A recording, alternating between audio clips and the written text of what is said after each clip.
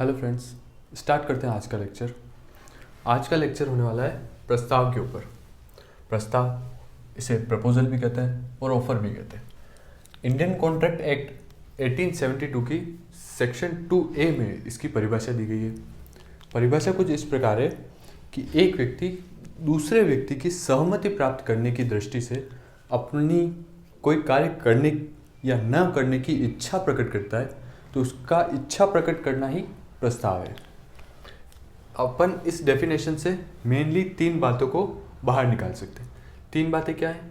एक व्यक्ति जिसे प्रस्तावक कहा जाता है। प्रस्तावक कौन होता है? प्रस्तावक वो व्यक्ति होता है जो प्रस्ताव करता है। प्रस्ताव करने वाला व्यक्ति प्रस्तावक कहलाता है। एक व्यक्ति जिसे प्रस्तावक कहा जाता है किसी अन्य व्यक्ति से अपनी इच्छा या रजामंदी प्रकट करता है। फर्स्ट बात ये निकाली जा सकती है बाहर इसकी डेफिनेशन से कि प्रस्तावक यानी कि प्रस्ताव करने वाला व्यक्ति किसी अन्य व्यक्ति को, किसी दूसरे व्यक्ति को कोई काम करने की अपनी इच्छा बताता है।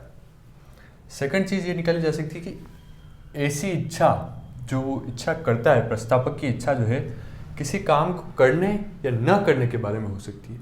इच्छा ये भी हो सकती है कि मैं यह काम करूँगा और इच्छा ये भी हो सकती है कि मैं यह काम नहीं करूँगा। थर्ड और लास्ट चीज़ ये निकाली जा सकती है कि ऐसी इच्छा अथवा रजामंदी का उद्देश्य किसी बात को करने या न करने के लिए अन्य व्यक्ति की अनुमति प्राप्त करना होना चाहिए।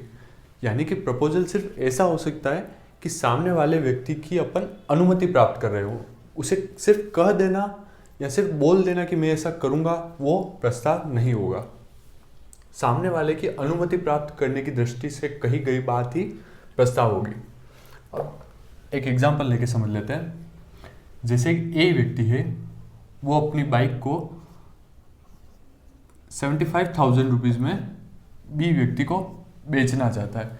तो वो अपनी बाइक को 75,000 रुपये में बेचने के लिए या बेचने की जो बात है वो बी व्यक्ति को कुछ इस प्रकार करता है कि बी व्यक्ति ए व्यक्ति को ये कह सके कि हाँ मुझे ये बाइक खरीदनी है, या बी व्यक्ति को कुछ इस प्रकार से अपनी बाइक खरीदने की बात, बाइक बेचने की बात कहना कि वो बी व्यक्ति उस पर अपनी सहमति दे सके। ये प्रपोजल है। प्रपोजल के 2 टाइप से हो सकते हैं मेनली, एक सामान्य प्रपोजल और एक विशिष्ट प्रपोजल, यानी कि जनरल प्रपोजल और विशिष्ट प्रपोजल। सामान्य प्रपोजल जो होगा, सामान्य जो प्रस्ताव होगा, वो प्रस्ताव कुछ इस एक व्यक्ति के लिए नहीं होता है। सामान्य प्रस्ताव जो होता है वो पूरे विश्व से किया जा सकता है। यह प्रस्ताव मेनली कैसे किया जाएगा? ये प्रस्ताव जो होगा वो न्यूज़पेपर के माध्यम से किया जाएगा। सामान्य प्रस्ताव ऐसा प्रस्ताव होगा जिस प्रस्ताव की कोई भी व्यक्ति, पूरे विश्व में कोई भी व्यक्ति जिसने उस प्रस्ताव के बारे में सुना है, कोई भी व्यक्ति अगर उसकी सारी शर्तों को मान लेता है तो वो उस प्रस्ताव को अगर मान लेता है तो वो कॉन्ट्रैक्ट बन जाएगा। विशिष्ट प्रस्ताव जो होगा वो केवल एक व्यक्ति दूसरे व्यक्ति के साथ ही करेगा। यह सिर्फ 2 व्यक्तियों या एक समूह के साथ होगा। लेकिन सामान्य प्रस्ताव जो होगा वो जनरल पब्लिक के साथ होगा। इस पर एक केस भी अगर आप पढ़ना चाहें तो कार्लिल बनाम कार्बोलिक स्मोक बॉल कंपनी, इसमें एक दवाई बनाने वाली कंपनी ने न्यूज़पेपर में एडवर्टाइजमेंट दिया था कि हमारी दवाई अगर कोई लेगा 3 हफ्तों तक लगातार तो उसे कोई रोग नहीं होगा, और अगर उसे कोई रोग हो जाता है तो हम 100 पाउंड का हर्जाना देंगे। एक ओल्ड लेडी ने उसकी सारी शर्तें मान ली थी, परंतु फिर भी उसे वो रोग हो गया तो उसने उसे कोर्ट में चैलेंज किया, और कोर्ट ने ये कहा कि अखबार में देना भी एक प्रस्ताव ही है। अब प्रस्ताव के कुछ आवश्यक तत्वों को हम समझ लेते हैं। प्रस्ताव के आवश्यक तत्व, कौन सा आवश्यक तत्व? जो प्रस्ताव को एक वैलिड कॉन्ट्रैक्ट में बदलते हैं, वे आवश्यक तत्व। प्रस्ताव के लिए 2 पक्षकारों का होना आवश्यक है। 2 पक्षकारों का होना किस प्रकार आवश्यक है? प्रस्ताव का जो हमने ये उद्देश्य देखा था, प्रस्ताव का उद्देश्य किसी बात को करने या न करने के लिए किसी अन्य व्यक्ति की अनुमति प्राप्त करना होता है। अनुमति कब प्राप्त की जा सकेगी? जब एक से अधिक व्यक्ति होंगे, यानी कि एक प्रस्ताव करने वाला और एक जिससे प्रस्ताव किया जा रहा है। एक व्यक्ति जब दूसरे व्यक्ति से अनुमति प्राप्त करेगा तो ही वो प्रस्ताव होगा। केवल एक व्यक्ति प्रस्ताव नहीं कर सकता। प्रस्ताव का किसी कार्य को करने या न करने के बारे में होना। प्रस्ताव ऐसा भी हो सकता है कि मैं यह काम करूँगा, और ऐसा भी हो सकता है कि मैं यह काम नहीं करूँगा। प्रस्ताव जो है इसका उद्देश्य अन्य व्यक्ति की अनुमति प्राप्त करना होना चाहिए।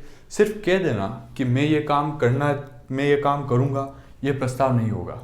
जिस व्यक्ति से प्रस्ताव किया जा रहा है वो इस प्रकार किया जाना चाहिए कि सामने वाला व्यक्ति जो है अपनी अनुमति प्रदान करे, तो ही वो प्रस्ताव माना जाएगा। प्रस्ताव का निश्चित होना, प्रस्ताव फिक्स होना चाहिए, एकदम क्लियर होना चाहिए। किसी तरह की उसमें ऐसी चीज़ नहीं रह जानी चाहिए जिससे कि ऐसा हो कि प्रस्ताव क्लियर ना हो कि क्या कहना चाह रहा है सामने वाला व्यक्ति। इसको एक एग्जांपल से समझ सकते हैं कि ए व्यक्ति जो है वो बी व्यक्ति को 10 गांठें जो है कपड़ों की देगा, लेकिन ये जो प्रस्ताव किया गया है ये क्लियर नहीं है, क्योंकि इसमें फिक्स नहीं है कि एक गांठ में कितने कपड़े होंगे, किस टाइप के कपड़े होंगे। इसीलिए ये जो है ये एक वैलिड कॉन्ट्रैक्ट के रूप में नहीं बदल सकेगा। अब इसका अगला पॉइंट देख लेते हैं। प्रस्ताव का विधिक दायित्व उत्पन्न करने वाला होना चाहिए। प्रस्ताव का विधिक दायित्व उत्पन्न करने वाले का मतलब ये हुआ कि प्रस्ताव ऐसा होना चाहिए जो कोई लीगल उसे चैलेंज किया जा सके। ऐसा कोई प्रस्ताव नहीं हो सकता कि जैसे किसी व्यक्ति ने किसी अन्य व्यक्ति को खाने पर बुलाया, अब किसी व्यक्ति को भोजन पर बुलाया और वो व्यक्ति नहीं आया, तो वो पहला व्यक्ति जो व्यक्ति नहीं आया उस पर कोर्ट केस नहीं कर सकता कि मैंने इसे भोजन पर बुलाया था और ये नहीं आया, इसने मेरा प्रस्ताव नहीं माना या मेरा कॉन्ट्रैक्ट तोड़ दिया। इसने पहले हाँ किया था कि मैं भोजन पे आऊँगा और बाद में नहीं आया तो कॉन्ट्रैक्ट तोड़ दिया। तो ऐसा जो होगा वो लीगल नहीं होगा, वो विधिक दायित्व उत्पन्न करने वाला नहीं होगा। केवल विधिक दायित्व उत्पन्न करने वाला होगा जो प्रस्ताव, वो ही कॉन्ट्रैक्ट में बदलेगा। प्रस्ताव का संसूचित किया जाना। संसूचना का मतलब है कि जिस व्यक्ति ने प्रस्ताव किया है वो व्यक्ति जिस व्यक्ति को प्रस्ताव कर रहा है उस व्यक्ति तक उस प्रस्ताव की जानकारी पहुंच जाए, चाहे वो फ़ोन के माध्यम से हो, चाहे वो डाक के माध्यम से हो, चाहे वो ईमेल के या किसी अन्य माध्यम से हो। सामने वाले व्यक्ति तक सूचना पहुंचना ही संसूचना है। एक बार हम प्रस्ताव को ध्यान से वापस देख लेते हैं। इसकी जो डेफिनेशन है वो सेक्शन 2A में दी गई है। प्रस्ताव से मेनली 3 बातें बाहर आती है। एक तो है कि जो प्रस्ताव करता है वो प्रस्तावक कहलाता है और वो अपनी इच्छा को प्रकट करता है या रजामंदी को बताता है।